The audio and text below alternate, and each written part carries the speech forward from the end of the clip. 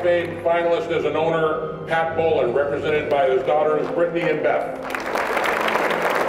You know, the way he treated people, the way he led, just second to none. And I learned a lot of life lessons from him, and, you know, I try to, you know, kind of model a lot of my behavior, a lot of the way I go about things, you know, the way I think he would have wanted me to do it. So just an amazing person, amazing leader. One thing about 2004 when I got traded, you know, I didn't know what to expect.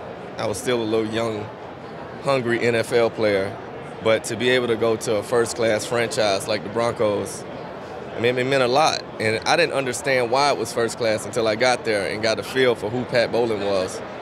And I never thought that we'd both have a chance to go in the same year. It will highlight what he's done in his professional life, but I've heard people talk about how his personal life will be highlighted as well, and how he lived his personal life with such integrity and character. I do believe that the Hall of Fame considers that in their inductees, so it's going to mean everything to our family that he's going to get that recognition. When I worked at the National Football League, I would have people come up to my cube and tell me these incredible stories about my dad and how he grew the game through labor, television contracts, international expansion, even stadium development. And when I was at the Broncos, I got to talk to so many employees about the spirit he brought to the facility, the culture he built. But what really stands out to me is when I have conversations with the fans or charitable entities that my dad supported.